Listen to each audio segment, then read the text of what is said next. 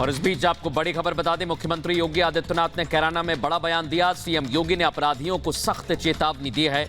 योगी ने कहा, अपराधियों का राम नाम सत्य हो जाएगा।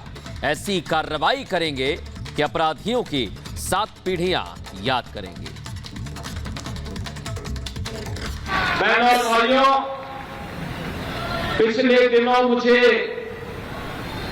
इस क्षेत्र में कैराना की ओर जाने का अवसर प्राप्त हुआ था और उस समय जब मैं वहां जा रहा था, देखा मैंने कि काफी चहल पहल है।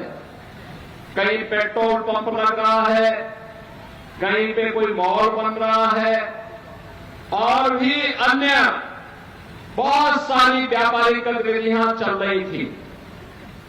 मैं अपने आप को रोक नहीं पाया। मैं वहां एक व्यापारिक परिवार के बीच में जाकर के रुका, क्योंकि 2015 में उसी परिवार से एक सदस्य को पहले से कह करके अपराधियों ने उसके बाद निर्मम हत्या कर दी थी। मैंने वहां के पहले व्यापारियों से बात की, वहां के नागरिकों से मैंने बात की और मैंने उनसे पूछा, मैंने कहा बताओ कि अब कैसे व्यापार चल रहा है। लोगों ने साथ बहुत अच्छा है, अमन चैन है। मैं उस परिवार से मिलने के लिए गया था। मैंने कहा कहां पढ़ते हो? उसने कहा यही स्कूल में पढ़ती हूं। मैंने कहा कोई डर तो नहीं लगता?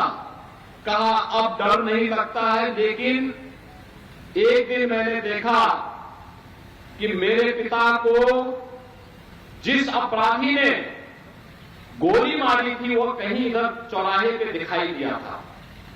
तो मैंने कहा चिंता मत करो, अगली बार उसकी राम नाम सत्य है कि यात्रा ही निकलेगी। अगर अपराधी इस तरीके से घूम करके दहशत पैदा करेंगे तो फिर आने वाली उसकी 7 पीढ़ियां तय करेंगी कि क्या उसके साथ व्यवहार होना है। आने वाले समय में अपराध कैसे होता है, इस अपराध के बारे में उनकी 7 पीढ़ियां सोचेंगे। बहनों और भाइयों, मुझे प्रसन्नता है, बाद में कुछ दिनों के बाद उस मीडिया का एक पत्र मेरे पास आया, कहा हम अब सुरक्षित हैं।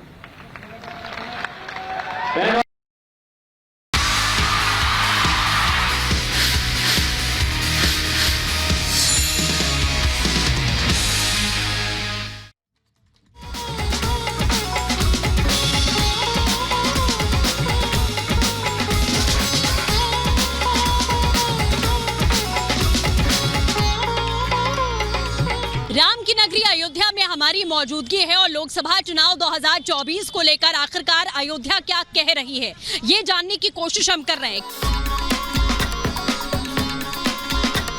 लता चौक पर मेरी मौजूदगी है और इस वक्त आपको बता दें कि यानी कि फैजाबाद क्षेत्र से जो प्रत्याशी हैं भारतीय जनता पार्टी के लल्लू सिंह जी, 2 बार से वो सांसद रह चुके हैं और लल्लू सिंह जी आज खुद ये बताएंगे कि अयोध्या में क्या विकास हुआ है। सर, शुरुआत हम लता चौक से कर रहे हैं। आपसे जानना चाहते हैं कि मंदिर का मुद्दा बहुत बड़ा था, लेकिन आप हमें खुद लेकर चलिए, अयोध्या के विकास कार्यों को दिखाइए कि किन मुद्दों को लेकर आप जनता से वोट मांग रहे हैं।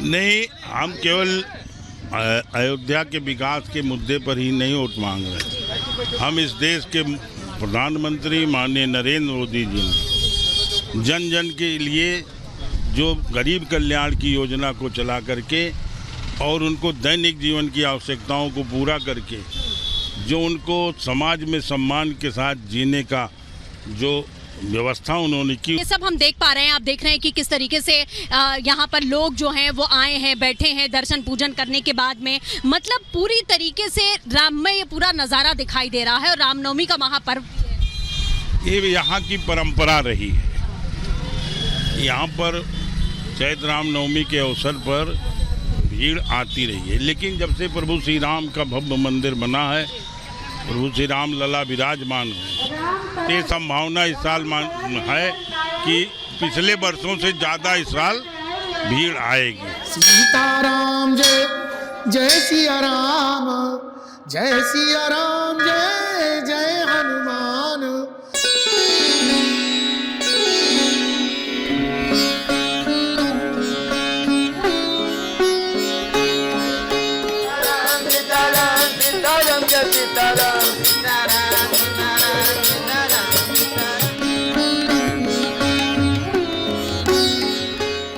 से सांसद रहे हैं। ये चारों तरफ जो हम देख पा रहे हैं कि एक ही रंग में रंगी हुई अयोध्या दिख रही है। जो दुकानें हैं वो उनका हुलिया बदल चुका है, दुकानों की संख्या बढ़ चुकी है, मरम्मत यहाँ पर हुई। बहुत लोग इसका भी मुद्दा बनाते रहे कि दुकानों को अन्यथा तोड़ा गया और मुआवजा भी नहीं दिया गया। इसमें कितनी सच्चाई?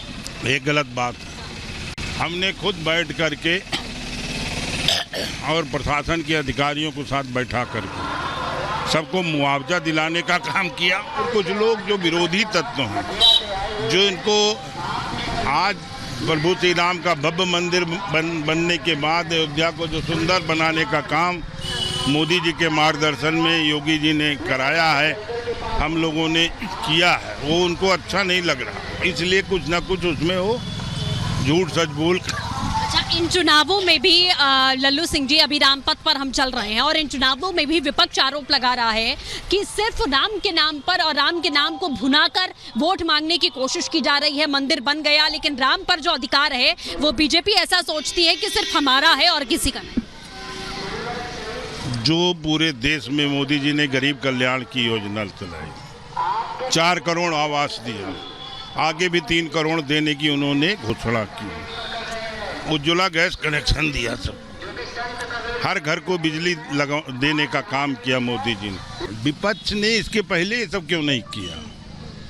और विपक्ष का ये झूठा आरोप है कि मोदी केवल राम के मंदिर पर हम लोग, राम हमारी आस्था के केंद्र, तो ये झूठा आरोप लगाना, बदलाव करना, क्योंकि विपक्ष ने अपने जीवन में कुछ किया तो है नहीं। उसने केवल जो है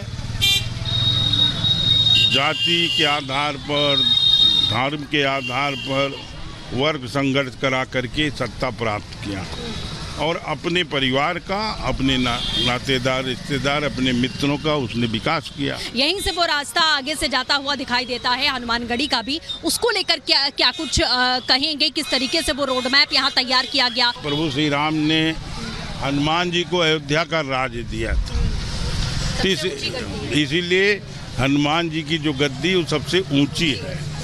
तो वैसे कहा जाता कलयुग के राजा भी हनुमान जी। कलयुग में, इस युग में जो जिसको भी कष्ट होता हनुमान जी के शरण में जाता है, इसलिए हनुमानगढ़ी पर भी जो है ऊपर से टेंट लगा करके दर्शन करने की व्यवस्था की जा रही है। अच्छा, रास्ता आ गया है। आप जरा इसके बारे में बताइएगा। सचिन भी आपको दिखाएंगे थोड़ा सा कि ये जो ऊपर से रंगीन कपड़े यहाँ सांसद जी लगाए गए हैं, या ये व्यवस्था क्या उसी के लिए की गई है कि श्रद्धालुओं को गर्मी ना लगे? गर्मी न लगे और नीचे जो है वो फर्श ना जले, जिससे उनके पाँव जो हैं वो उनको कोई कठिनाई ना हो, समझे, इसलिए इस प्रकार की व्यवस्था की जा रही है। और ये भीड़ जो हम अपार देख पा रहे हैं यहाँ पर, कि मतलब ऐसा लगता है कि प्रभु राम, जैसा लोग कहते थे कि असल में हमारे राम जो है वो विराजित होने वाले हैं। भीड़ तो पहले भी होती थी अयोध्या में, लेकिन जिस हिसाब की भीड़ है उस हिसाब के इंतजामात यहाँ पर देखना और परमानेंट इंतजाम देखना, क्योंकि अब ये भीड़ तो हमेशा रहने वाली है मुझे लगता है। देखिए, अभी तो शुरुआत है व्यवस्था की, अभी तो बहुत बड़ी व्यवस्था यहाँ बनने वाली। और जो प्रधानमंत्री जी की, मोदी जी की सोच है ना कि अयोध्या को दुनिया का सबसे सुंदर स्थान वो बनाना चाहते हैं, सबसे अच्छी व्यवस्था दे करके हो, तो उस सोच के आधार पर हम कह सकते हैं कि आपको हर साल यहाँ का दृश्य बदला हुआ नजर आएगा और सुंदर लगेगा। हर साल आपको कुछ ना कुछ, मतलब हम ये समझे कि कोई टक्कर में मतलब है नहीं इस बार भी फैजाबाद क्षेत्र से। देखिए, हम राजनीति की बात नहीं कर रहे हैं। हम 2014 में सांसद होकर गए, हमको विश्वास हो गया कि भव्य राम का मंदिर बनेगा, इसलिए विकास की जितनी भी बड़ी बड़ी परियोजनाएं हैं हमने सब 16-17 में सैंक्शन करा ली। पीछे राम का धाम है जिसको लेकर कई पीढ़ियां अयोध्या की, उनकी आंखें यहाँ पर तरसती रहीं और उन्होंने सीधे तौर पर आखिरकार ये देखा कि मंदिर का निर्माण हुआ। क्या कहेंगे इस भव्य मंदिर को लेकर, क्योंकि अब चुनाव भी सर पर है और विपक्ष लगातार इसको लेकर बड़े कटाक्ष कर रहा है। हमारी कई पीढ़ियों ने इस प्रभु श्री राम के भव्य मंदिर के निर्माण के लिए संघर्ष किया। प्रभु श्री राम का भव्य मंदिर बने, इसके लिए 84 से पूज्य संतों के नेतृत्व में आंदोलन भी चला था। हमारा सौभाग्य है कि आंदोलन में पहले दिन से हमको उसमें काम करने का कार्यकर्ता के नाते अवसर मिला। अच्छा लल्लू सिंह जी, ये आपसे मैं जानना चाहूँगी, चूँकि चुनावी माहौल भी है कि 400 सीट पार का दावा प्रधानमंत्री ने यहाँ कर दिया है। कहा जाता है कि उत्तर प्रदेश ले जाता है सत्ता का रास्ता दिल्ली में। अब क्या जो उत्तर प्रदेश की 80 की 80 सीटें हैं उस पर राम मंदिर का प्रभाव और राम मंदिर बनने का प्रभाव पड़ेगा? देखिए, कुछ चीज़ अपनी स्वाभाविक होती है। क्योंकि 500 सालों से जिस चीज़ का इंतजार इस देश के जनता कर रही थी, इस देश के राम भक्त कह लीजिए कर रहे थे लोग, विश्वास नहीं होता था कि कभी हमको मिलेगा। उस काम को मोदी जी ने जब किया तो उसका असर तो होगा ही कहीं ना कहीं।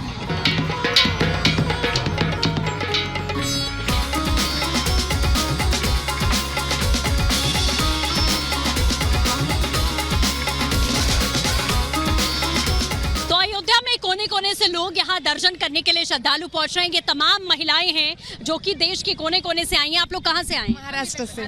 कैसा लग रहा है? बहुत अच्छा। हाँ, गवर्नमेंट ने अच्छा काम किया है? बहुत ही अच्छा। आपने दर्शन किए? हाँ, कैसा लग रहा है? बहुत अच्छा। अगर कुछ चुनावी माहौल की बात करें, क्योंकि इलेक्शन भी है, तो आपको क्या लग रहा है किसकी गवर्नमेंट बननी चाहिए? गवर्नमेंट के मोदी जी की। मोदी जी क्यों लग रहा है? राम लल्ला की अभी 500 साल बाद राम लल्ला यहाँ पे अयोध्या में आए हैं, इसलिए मोदी जी फिर से आना चाहिए, सही लगता है। क्या लग रहा है? क्या माहौल बहुत बढ़िया है और राम लला के दर्शन करके बहुत बढ़िया फील कर रहे हैं हम।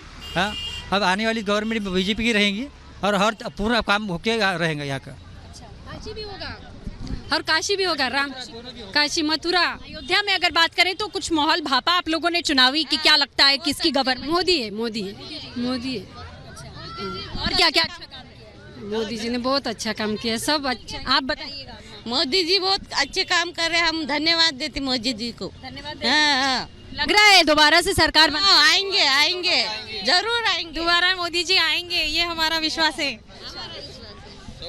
मोदी जी क्या लगता है ऐसा क्या प्रभाव उन्होंने छोड़ा है कि आपको लग रहा है? अरे जो 2000 पहले से जो यहाँ पे नहीं हुआ है वो मोदी के बाद ही हुआ है। और मोदी जी ने इतना बड़ा अयोध्या का एक जीर्णोद्धार किया है। और अयोध्या में जैसे रामलला के मंदिर बनाया है और जैसे और काशी भी बनने वाली है पूरी, और बहुत कुछ बनने वाला है। क्या लग रहा है मोदी जी आएंगे?